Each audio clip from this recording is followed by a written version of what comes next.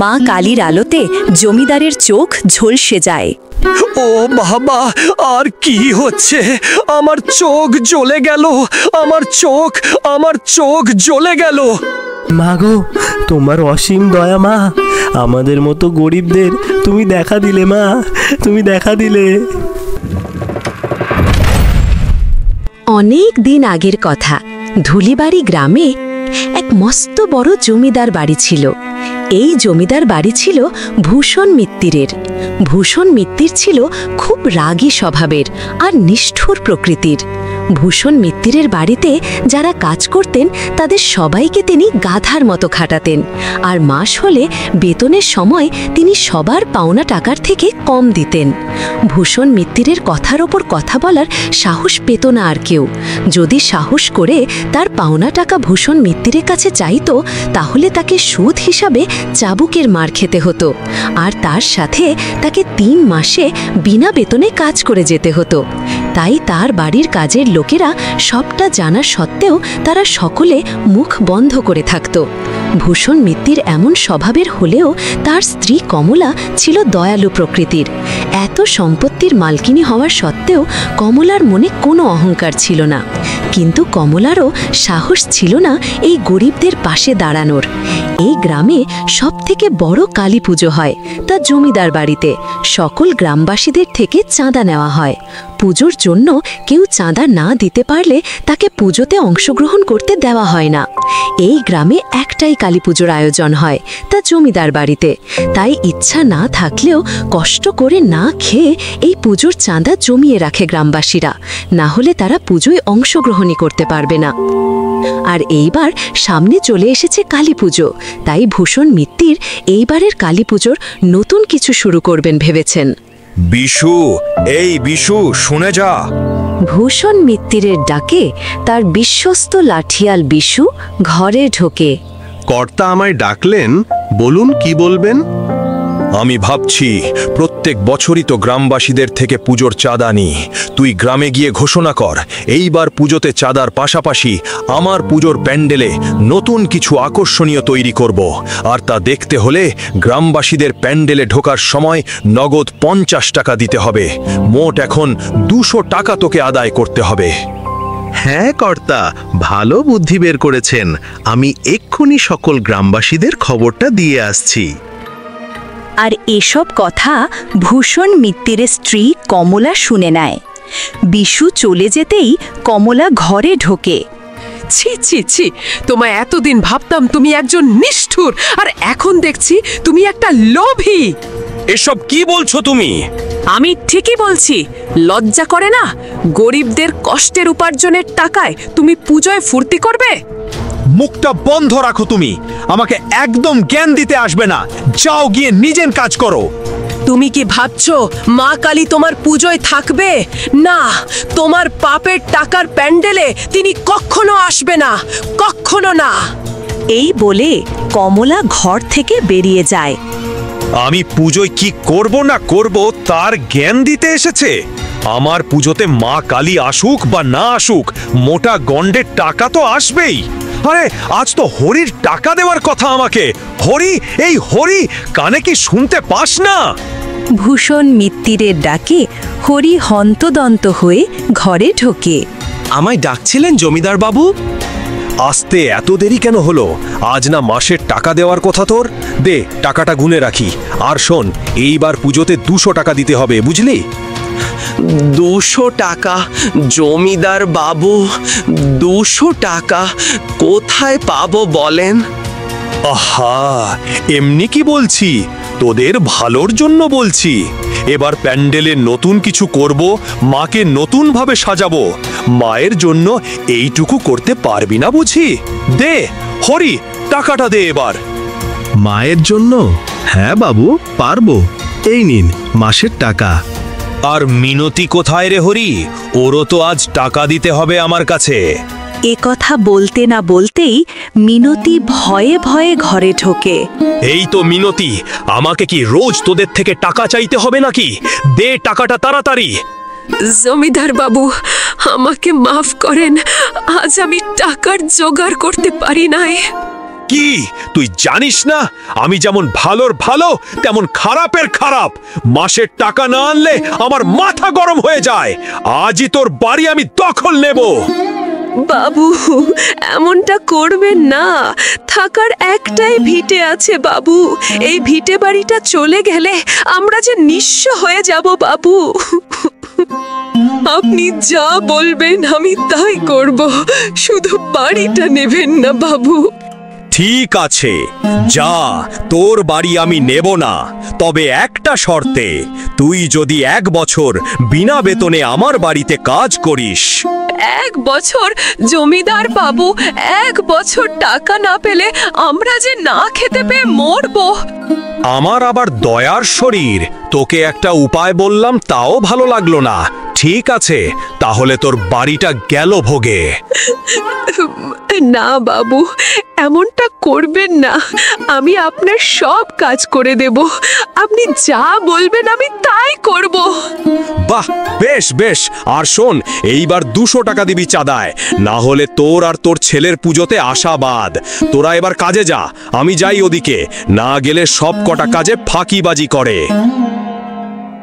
হরিদা, বলতে পারো আমরা কোন জন্মের পাপের সাজা পাচ্ছি? এত অত্যাচার আর সহ্য হয় না। মা কি আমাদের সবার কষ্ট বুঝতে পারেন না, নাকি দেখেও সকলের মতো না দেখার ভান করেন? মা সবই দেখে রে, তুই ভাবিস না। ভূষণ মিত্তিরের পাপের ঘোড়া যে পূর্ণ হলো বলে ও ওর পাপের সাজা ঠিক পাবে। আর এদিকে জমিদারের বিশ্বস্ত লাঠিয়াল বিশু গ্রামে প্রচার করে জমিদারের পুজোর ব্যাপারে। শোনো শোনো, জমিদার মশাইয়ের আদেশ, এইবার কালী পুজোতে 200 টাকা দিতে হবে। জমিদার মশাই এবার পুজোতে প্যান্ডেলে নতুন কিছু আকর্ষণীয় জিনিস আনবেন। এ কি বলছে? 200 টাকা? হায় রে, কোথায় পাবো এখন এত টাকা? আর এইসব গদাইয়ের কানেও যায়। গদাই এই গ্রামেই থাকে, তবে গদাই জমিদার বাড়িতে কাজ করে না, নাপিতের কাজ করে। গদাইয়ের 1 ছেলে ও 1 মেয়ে আছে। গদাইয়ের বউ গত 3 বছর আগে মারা গেছেন। গদাইয়ের মেয়ের নাম সুমি ও ছেলের নাম ভোম্বল। সুমি শোন, বড় বিপদে পড়লাম রে, বড় বিপদ। কেন, কি হয়েছে? আর বলিস না, ওই জমিদার বাবুর লাঠিয়াল বিশু গ্রামে ঘোষণা করেছে এইবার নাকি পুজোর চাঁদা 200 টাকা দিতে হবে। কি বলো তুমি? 200 টাকা? এত টাকা তুমি কোথায় পাবে? ঠিক, এ তো ভারী চিন্তার বিষয়। আমার ঘটে তো মাত্র 50 টাকাই পড়ে আছে, আরও 150 টাকা কোথা থেকে জোগাড় করব? অত ভেবো না তো। এইবার না হয় আমরা জমিদার বাবুর পুজোয় যাব না। তা কি করে হয় সুমি? বছরে একবার তো মা পৃথিবীতে আগমন হন, আর তাকে দর্শন করব না? তাছাড়া তোর ভাই ভোম্বল, সে তো রাগ করে বসে থাকবে বাড়িতে। কথাটা তো ভুল বলনি, কিন্তু কোথায় পাবে এত টাকা? বাবা, এইবার পুজোয় আর কোনো কারণ শুনবো না। এইবারে আমায় একটা ধুতি পাঞ্জাবি তোমাকে কিনে দিতেই হবে। আচ্ছা, এইবার তোকে ধুতি পাঞ্জাবি কিনে দেব। সত্যি সত্যি বলছো বাবা? সত্যি? কি মজা, কি মজা! এইবার আমি পুজোয় নতুন জামা পরবো। তুমি কেন বললে বাবা যে তুমি এবার পুজোয় ভাইকে নতুন জামা কিনে দেবে? তোমার কাছে তো 1 টাকাও নেই। দেখি কি করা যায়। আজ যদি বলতাম ভোম্বলকে যে আমার কাছে 1 টাকাও নেই জামা কিনে দেওয়ার, এদিকে জমিদার বাবুর বাড়িতে পুজোতে যেতে পারবো কিনা তার কোনো ঠিক নেই। ঘরে তো শুধু এই 50 টাকাই আছে। দেখি বাইরে গিয়ে কোনো কাজ পাই কিনা, তাহলে তাও ছেলেটার মুখে একটু হাসি ফোটাতে পারবো। এই বলে গদাই কাজ পাওয়ার আশায় বেরিয়ে পড়ে মাঝ রাস্তায়। তারপর গদাইয়ের সাথে হরিদার দেখা হয়। গদাই, ভালোই হলো, আমি তোর বাড়িতেই যাচ্ছিলাম। আমার বাড়িতে যাচ্ছিলে কেন দাদা? জমিদার বাবু তোকে জমিদার বাবুর দাড়ি কাটার জন্য ডেকেছেন। আচ্ছা দাদা, ঠিক আছে। বাহ, ভালোই হলো। দাড়ি কাটলে নিশ্চয়ই 100 টাকা দেবে, তাহলে পুজোর প্যান্ডেলে ছেলে মেয়ে দুটোকে নিয়ে যেতে পারবো।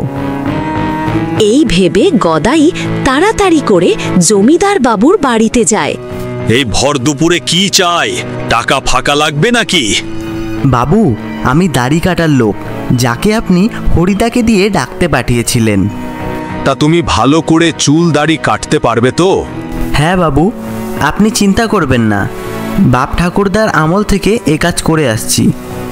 দেখো, তুমি যদি ভালো করে কাটতে পারো তাহলে বেশি টাকা পাবে।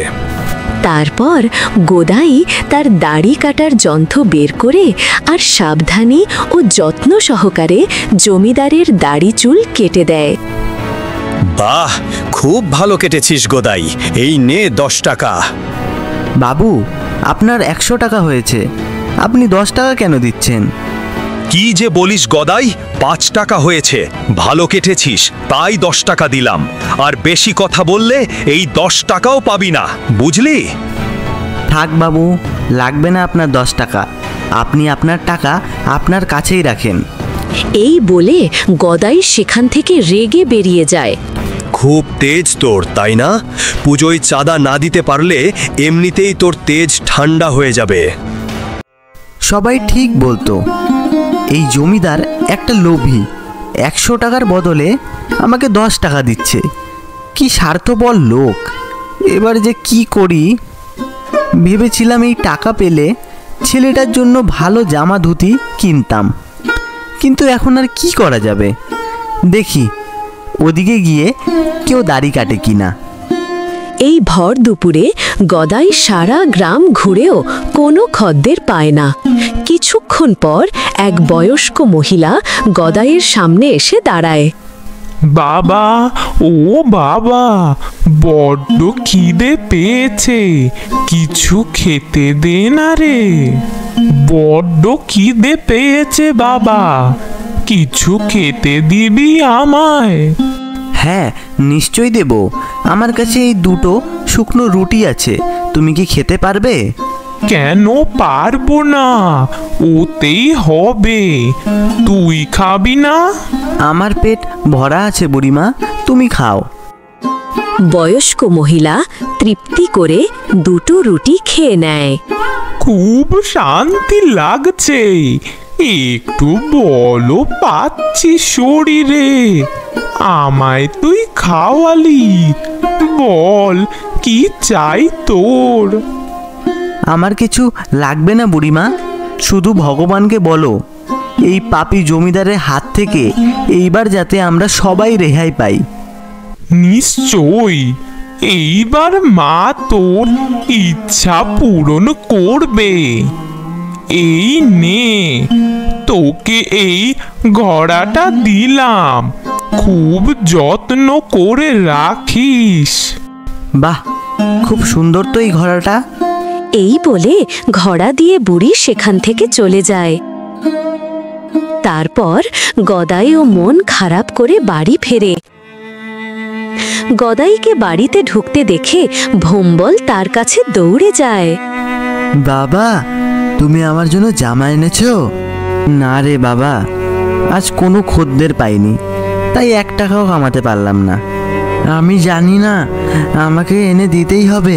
তুমি প্রত্যেকবার আমাকে এই একই কথাই বলো, এবার আমাকে এনে দিতেই হবে, দিতেই হবে। 1 থাপ্পড় মারবো, বেশি কথা তাই না? মুখে মুখে শুধু তর্ক। আহ বাবা, ভাইকে বকছো কেন? ও তো ছোট। রাত হলে গদাই, ভোম্বল ও সুমির সামনে সেই বুড়ির দাওয়া ঘোড়াটা নিয়ে বসে। ভোম্বল তখনও তার বাবার উপরে রেগে রয়েছে। দেখ ভোম্বল, এই ঘোড়াটা কতটা সুন্দর না দেখতে? তাই তো, কি সুন্দর দেখতে। এটা তুমি কোথায় পেলে? কাজ থেকে ফেরার পথে আমার ঘুম পেয়ে গিয়েছিল, তাই আমি একটা গাছের নিচে ঘুমিয়েছিলাম। ঠিক তখনই একটা বুড়িমা আমার কাছে এসেছিল। তার অনেক খিদে পেয়েছিল, তাই তাকে আমি 2টো রুটি খেতে দিয়েছিলাম। তারপর তিনি আমাকে এই ঘোড়াটা দিয়েছেন। এবছর যদি আমার কাছে টাকা থাকতো তাহলে তোদের দুজনকে নতুন জামা কিনে দিতে পারতাম।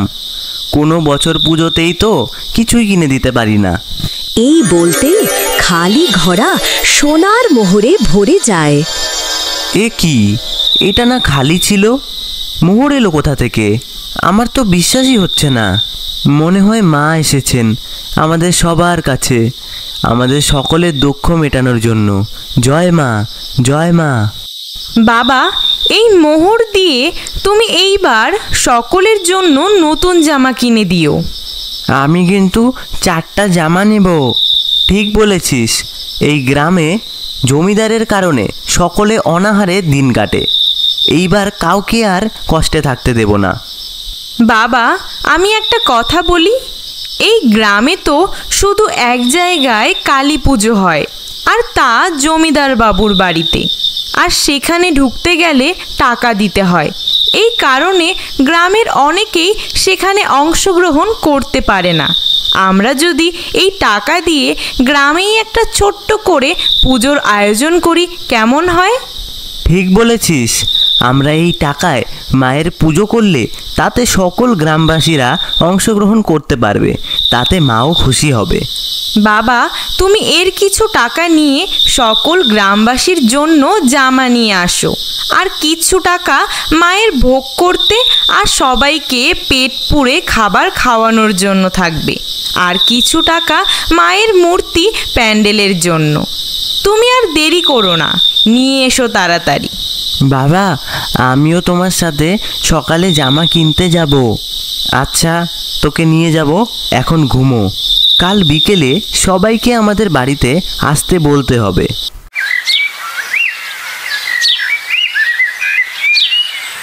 ভোর হতেই গদাই ও ভম্বল দুজনে ঘোড়ার কিছুটা মোহর নিয়ে বেরিয়ে পড়ে শহরের উদ্দেশ্যে, যেখান থেকে সকল গ্রামবাসীদের জন্য জামা কিনতে পারবে। কথা মতো বিকেল হতেই গ্রামবাসীরা গদাইয়ের বাড়িতে হানা দেয়। ব্যাপার কি? গদাই এত টাকা পেল কোথা থেকে যে সকলকে জামা দেবে? যার নেই চুলো সে আমাদের দিবে ধন। ওই তো গদাই এসেছে। তা কি রে গদাই, সত্যি কি তুই সকলের জন্য জামা কিনেছিস? হ্যাঁ গো পিসি, আমি সকলের জন্য জামা এনেছি। তা গদাই, এত টাকা তুই কোথায় পেলি? কে দিল তোকে এত টাকা? ধরে নাও না, এইবার পুজোয় স্বয়ং মা তোমাদের পুজোর জামা দিচ্ছে। দে দেখি গদাই, আমার জন্য কেমন শাড়ি এনেছিস। এই নাও পিসি, দেখো কেমন হয়েছে, পছন্দ হয়েছে? পছন্দ মানে খুব পছন্দ হয়েছে। ভগবান তোর মঙ্গল করুক। আর সবাই শোনো, আমি এইবার মায়ের পুজো করব, তোমাদের সকলের নিমন্ত্রণ রইল। কিন্তু গদাই, আমাদের কাছে তো একটা টাকাও নেই, যা ছিল জমিদার মশাইকে দিতেই সব শেষ। আহা, মায়ের পুজোয় আবার টাকা কিসের? তোমরা সবাই নতুন জামা পরে এসো, মায়ের দর্শন করবে। আর হরিদা, তুমি আমার সাথে মায়ের মূর্তি কিনতে যাবে। আর মিনতিদি, তুমি মাকে সাজানোর দায়িত্ব নেবে। কি বললে গদাইদা? আমি মাকে সাজাবো? হ্যাঁ গো, তোমরা সকলেই তো মায়ের সন্তান। মার সন্তান ছাড়া তাকে আর কে সাজাবে বলো? ঠিক বলেছ গদাইদা, ঠিক বলেছ। মা গো, তুমি সত্যি এবার মুখ তুলে তাকিয়েছ। পুজোর 2 দিন 3 বেলাই আমাদের বাড়িতে খাওয়া দাওয়া করবে। সত্যি ভাই, আজ তুই আমাদের জন্য যা করলি, ওই জমিদার কোনো দিন তা করেনি, শুধু গ্রাসি করে নিয়েছে। শোনো গ্রামবাসী, এইবার থেকে আমরা আর জমিদারের বাড়িতে পুজোয় থাকবো না, আর সেখানে কাজও করব না। দেখি জমিদার কতদিন এভাবে থাকতে পারে। ঠিক বলেছ, ঠিক ঠিক। এইবার জমিদারের শাস্তি পাওয়া উচিত। হ্যাঁ, ঠিক বলেছে। এইবার ওই আম্মুকটা মায়ের হাতেই বিনাশ হবে। গদাইয়ের কাছ থেকে এত সম্মান, এত কিছু পেয়ে সকলেই গদাই ও তার ছেলে মেয়েকে আশীর্বাদ করে। তারপর সেখান থেকে সকলে চলে যায়। আর এদিকে পুজোর আর একদিন বাকি, কিন্তু এখনো কোনো গ্রামবাসী পুজো দেখতে আসার টাকা দেয়নি জমিদারের কাছে। বিশু, এই বিশু, কিরে গ্রামবাসীরা এখনো পুজোর চাঁদা কেন দেয়নি? কি জানি কর্তা, আমিও তো তাই ভাবছি। এইবার গ্রামবাসীদের যে কি হয়েছে কে জানে। আহমক একটা, না ভেবে কাজের কাজটা কর। যা গ্রামে গিয়ে চাঁদা নিয়ে আয়। বলবি এইবার চাঁদা ঠিক মতো না পেলে কেউ মায়ের প্যান্ডেলে ঢুকতে পারবে না। জমিদারের কথা মতো বিশু গ্রামে পৌঁছে দেখে মাঠে গ্রামবাসীরা মিলে মায়ের প্যান্ডেল তৈরি করছে, আর এদিকে ভালো মন্দ রান্না বান্নাও চলছে। কিরে হরি, এখানে এসব কি হচ্ছে? জমিদার বাবু পাঠিয়েছে তোমায়, তাকে গিয়ে বলে দাও এইবার আমরা কেউই তার পুজোয় যাব না, আর চাঁদাও দেব না। কি বলছিস তুই? আর এসব করার তোরা টাকা কোথায় পেলি? এ সবই মায়ের কৃপা গো। গদাই মায়ের বরদান পেয়েছে, আর ওই এসব আয়োজন করেছে। এসব শুনে বিশু দৌড়ে ভূষণ মিত্তিরের কাছে যায়। কর্তা, ওহ কর্তা, এ কি কাণ্ড দেখলাম গো গ্রামে। আমার তো এখনো বিশ্বাস হচ্ছে না। কি হয়েছে? কি দেখেছিস গ্রামে? কি আর বলি তোমায় কর্তা, গ্রামে গিয়ে দেখি। তারপর বিশু জমিদার মশাইকে গ্রামে গিয়ে দেখা সব ঘটনা খুলে বলে। এসব শুনে জমিদার মশাই গ্রামবাসীদের উপর ভীষণ রেগে যায়। আচ্ছা তাই বলি, নাহলে মায়ের পুজোয় কেন সবাই চাঁদা দিচ্ছে না? যা তো বিশু, গিয়ে দেখ কি এমন জিনিস পেয়েছে গদাই, যার জন্য একা এত কিছু আয়োজন করছে। রাতের দিকে বিশু চুপি চুপি গদাইয়ের ঘরের দরজার পাশে দাঁড়িয়ে থাকে তাদের কথা শোনার জন্য। বাবা, এই ঘোড়া তো সত্যি চমৎকার। এর মধ্যে থেকে যতই মোহর তুলি তাও শেষ হয় না, আবার তা ভরে ওঠে। হ্যাঁ রে, চমৎকার এই ঘোড়াটা। মা যখন আমাকে এটা দিয়েছেন, তখন আমি মার নির্দেশ মতো সকল গ্রামবাসীদের খাবারের দায়িত্ব নেব। তাদের আর কখনো খাবারের কষ্ট থাকবে না। আর এসব কথা বিশুর কানে যায়। তারপর বিশু সব কথা ভূষণ মিত্তিরকে জানায়। ওই ঘোড়া আমার চাই বিশু, যে করেই হোক। তুই যদি আমায় ওই ঘোড়াটা এনে দিতে পারিস, তাহলে তোকেও আমি অর্ধেক মোহর দেব। আপনি চিন্তা করবেন না কর্তা, রাত গভীর হলেই আমি এই ঘোড়া গদাইয়ের কাছ থেকে চুরি করে নিয়ে আসব। রাত গভীর হতেই বিশু গৌদাইয়ের বাড়ি গিয়ে চুরি করে আনে মায়ের দেওয়া ঘোড়া। এই ঘোড়াই আমার অস্ত্র, কাল সকল গ্রামবাসীকে মজা দেখাবো। সকাল হতেই গদাই দেখে সে যেখানে তার ঘোড়াটা রেখেছিল সেখানে আর নেই। সারা বাড়ি তন্ন তন্ন করে সকলে খোঁজে, কিন্তু মায়ের দেওয়া ঘোড়া সে খুঁজে পায় না। হায় হায় হায়, সব শেষ হয়ে গেল, সব শেষ। আমি তো এখানেই রাত্রে ঘোড়াটা রেখেছিলাম, ঘোড়াটা কোথায় গেল? সব শেষ হয়ে গেল। এখন আমি গ্রামবাসীদের কি খাওয়াবো, কিভাবে পুজো করব? চিন্তা করো না বাবা, সবই আয়োজন তো হয়েই গেছে। দেখো, মা তার ঘোড়ার কোনো ক্ষতি হতে দেবে না, ঠিক তা আমাদের কাছে পৌঁছে দেবে। তুমি পুজোর আয়োজন করো। তাই যেন হয়, তাই যেন হয়। বিকেল গড়িয়ে সন্ধ্যা নেমে আসে। আজ সকল গ্রামবাসীদের বাড়িতে আলো জ্বলে উঠেছে, এক নতুন জয়ের আলো। এই প্রথম জমিদার বাড়ির বন্ধ কারাগার প্যান্ডেল ছাড়া এই গ্রামের খোলা মাঠে মায়ের প্যান্ডেল তৈরি হয়েছে। সব গ্রামবাসী খুব যত্ন সহকারে প্যান্ডেল তৈরি করেছেন। ভীষণ সুন্দর বাঁশের প্যান্ডেল, চারিদিকে টুনিবাতি লাগানো। আজ মা যেন নতুন রূপে দর্শন দিয়েছে সকল গ্রামবাসীর কাছে। তারা সকলেই মাকে ছুঁতে পারছে, কোনো বাধা নেই তাতে। তাছাড়া জমিদার বাড়িতে মাকে তারা শুধু এতদিন দূর থেকে দেখেছে। প্যান্ডেলে সবাই গদাইয়ের দেওয়া নতুন জামা পরে এসেছে প্যান্ডেলে।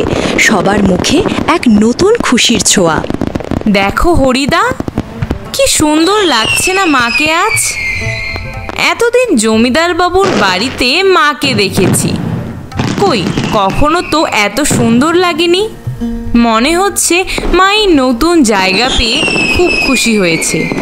ঠিক বলেছিস, মা সেই শয়তান জমিদারের বন্দি বাড়ি থেকে মুক্তি পেয়েছে। অবশ্য মা সেখানে থাকতেনও না। চারিদিকে সবাই নতুন জামার ঝলকে জমজমাট পরিবেশ গড়ে উঠেছে। মায়ের প্যান্ডেলে সবাই যে যার কাজে ব্যস্ত। এইবার এই ঘোড়ার মোহর চাই, মোহর চাই, মোহর চাই, অনেক মোহর চাই। আমার এই ঘোড়া আমায় দে তো মোহর ভরে। এই বলতেই ঘোড়ার মধ্যে থেকে মোহরের বদলে এক রাক্ষসী সেখান থেকে বের হয়। এ কি হচ্ছে? ওরে বাবা, মোহরের বদলে কে বেরোলো? এ যে এক রাক্ষসী। কি রে ভূষণ, ভয় পেলি নাকি আমায় দেখে? বাঁচাও, বাঁচাও আমায় বিশু। এই বিশু, কই গেলি? তোর ডাকে আজ কেউ সাড়া দেবে না। আজ তোকে আমি কাঁচাই খেয়ে নেব। এই বলে রাক্ষসী খপ করে জমিদারকে তুলে এক লাফে পুজোর প্যান্ডেলের সামনে নিয়ে ফেলে। গদাই, তোর এত বড় সাহস আমার সাথে মস্করা করিস তুই? এই প্যান্ডেল আমি আজ টুকরো করে ফেলবো। বিশু, দাঁড়িয়ে কি দেখছিস? ভেঙে ফেল এক্ষুনি। বিশু যে লাঠি দিয়ে প্যান্ডেল ভাঙবে তখনই মূর্তি থেকে স্বয়ং মা কালী পদার্পণ হন। মা কালীর আলোতে জমিদারের চোখ ঝলসে যায়। ও বাবা, আর কি হচ্ছে? আমার চোখ জ্বলে গেল, আমার চোখ জ্বলে গেল। মা গো, তোমার অসীম দয়া মা। আমাদের মতো গরিবদের তুমি দেখা দিলে মা, তুমি দেখা দিলে। জয় মার জয়, জয় মার জয়, জয় মার জয়, জয় মার জয়। পাপী ভূষণ, অনেক সহ্য করেছি। তুই আমার সন্তানদের অনেক কষ্ট দিয়েছিস। আজ তোর পাপের ঘোড়া যে পূর্ণ হলো। অনেকের মুখের খাবার তুই ছিনিয়ে নিয়েছিস। সে সময় কাঁদতে কাঁদতে ভূষণ মিত্রের স্ত্রী কমলা সেখানে উপস্থিত হয়। মা গো, তুমি ক্ষমা করে দাও মা। আমি জানি আমি এই পাপের মধ্যেই পড়ি, তবুও তুমি মা ক্ষমা করে দাও। না, এর কোনো ক্ষমা নেই। এর ক্ষমা এর মৃত্যু।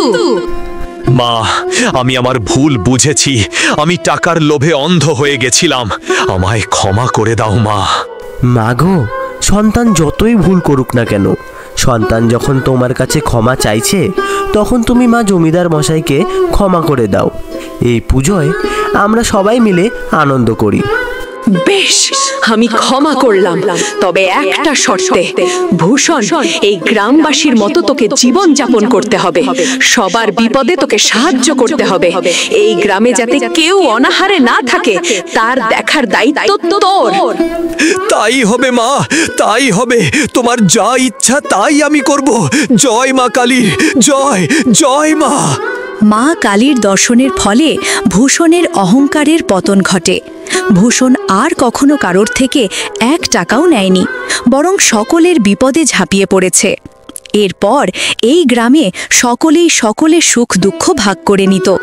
সবাই আনন্দ করে মায়ের পুজো শেষমেশ সম্পূর্ণ করে। সত্যি, এই গ্রামে সকলের মনে চিরস্মৃতি হয়ে থাকবে। আমরা অনেক দিন ধরেই আমাদের ভিডিওগুলো শুরুতে বলে আসছি যে আমরা আমাদের কার্টুন চরিত্রগুলিতে দর্শকের নাম ব্যবহার করব। এইবার আমরা সুমি আক্তারের নাম সিলেক্ট করেছি। এরপরের ভিডিওতে হয়তো তোমার নামটাই থাকতে পারে। তাই দেরি না করে এখনই নিচে তোমার নাম আর তুমি কোন জায়গা থেকে কমেন্ট করছো সেটা লিখে দাও। আমাদের আগের ভিডিওতে যারা কমেন্ট করেছিলে, চট্টগ্রাম থেকে সুমি আক্তার, সৌদি আরব থেকে মোহাম্মদ কবির, চাঁদপুর থেকে আয়ুব আর আমরুত মণ্ডল ইন্ডিয়া থেকে, আসাম থেকে সাফিকুল ইসলাম, ব্যাঙ্গালোর থেকে অর্পিতা স্বস্তিক, রিয়া, পৃথ্বীরাজ, ইন্ডিয়া থেকে সাবির, আর হ্যাঁ, যারা আমাদের ভিডিওতে সবচেয়ে বেশি লাইক কমেন্ট করবে আর চ্যানেলটা সাবস্ক্রাইব করে রাখবে, আমরা তাদের নাম একে একে আমাদের পরবর্তী ভিডিওগুলিতে ব্যবহার করব আমাদের কার্টুন চরিত্রগুলির মধ্যে। যারা নতুন আমাদের ভিডিও দেখছো, তোমরা আমাদের চ্যানেলটিকে সাবস্ক্রাইব করে দিও আর পাশে থাকা বেল আইকনটিও প্রেস করে দিও, যাতে করে নতুন ভিডিও আপলোড হলে সঙ্গে সঙ্গে তোমাদের কাছে পৌঁছয়। ভিডিওটি ভালো লাগলে একটা লাইক দিও, তোমাদের সাপোর্টই আমাদের অনুপ্রেরণা। আর আমরা সত্যিই দুঃখিত এতদিন ভিডিও আপলোড না করতে পারার কারণে, কারণ আমাদের অ্যানিমেটর সম্রাট দাস কিছুদিন অসুস্থ ছিল। তবে এখন আমরা আবার ফিরে এসেছি আরো নতুন আরো মজাদার কার্টুন নিয়ে।